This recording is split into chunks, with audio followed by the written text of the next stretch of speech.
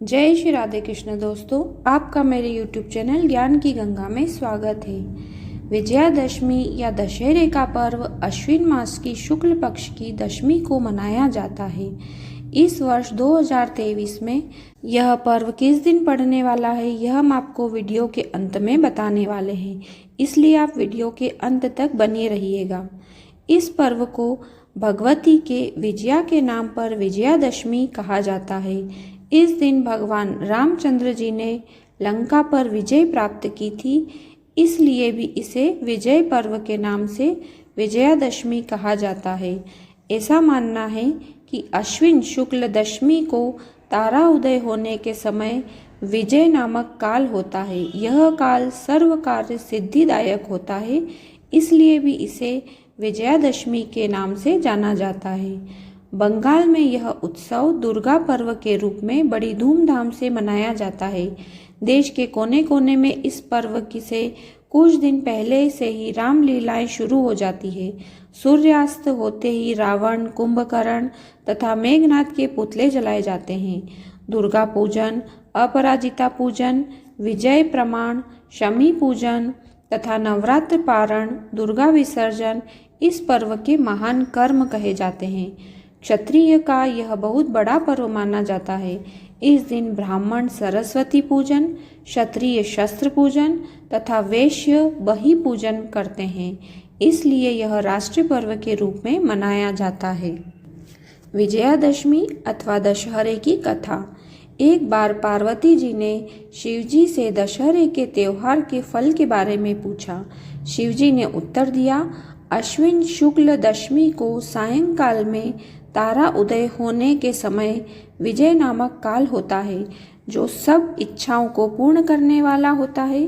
इस दिन यदि श्रवण नक्षत्र का योग बने तो वह और भी अति शुभ माना गया है।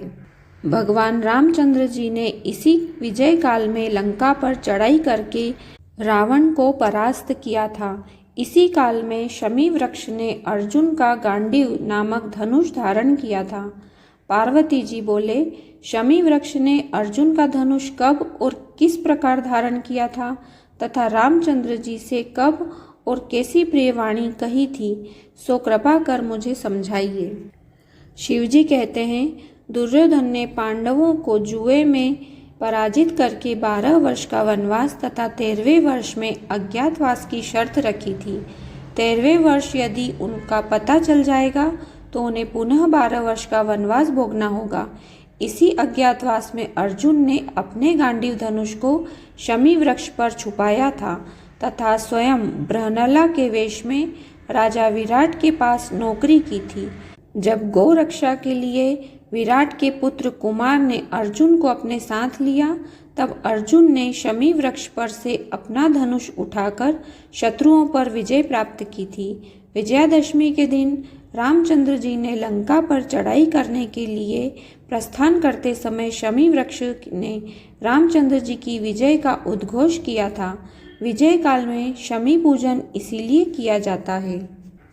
एक बार युधिष्ठिर के पूछने पर श्री कृष्ण जी ने उन्हें बताया कि विजयादशमी के दिन राजा को स्वयं अलंकृत होकर अपने दासों और हाथी घोड़ों को सजाना चाहिए। उस दिन अपने पुरोहित को साथ लेकर पूर्व दिशा में प्रस्थान करके दूसरे राजा की सीमा में प्रवेश करना चाहिए तथा वहां वास्तु पूजा करके अष्ट दिक्पालों तथा पार्थ देवता की वैदिक मंत्रों से पूजा करनी चाहिए। शत्रु की मूर्ति अथवा पुतला बनाकर उसकी छाती में बाण मारना चाहिए तथा पुरोहित वेद मंत्रों का उच्चारण करे। ब्राह्मणों की पूजा करके हाथी, घोड़ा, अस्त्र शस्त्र का निरीक्षण करना चाहिए। जो राजा इस विधि से विजय प्राप्त करता है, वह सदा अपने शत्रुओं पर विजय प्राप्त करता है।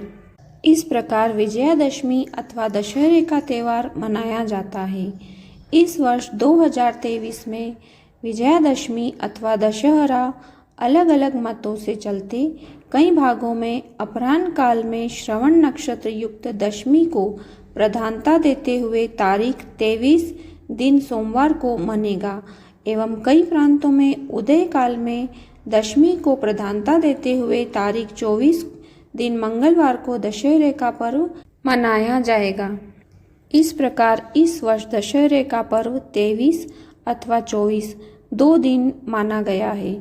उम्मीद है दोस्तों आपको मेरी ये जानकारी और दशहरे की कथा पसंद आई होगी। अगर आपको ये पसंद आई है तो इसे लाइक अवश्य करें और ज़्यादा से ज़्यादा शेयर करें।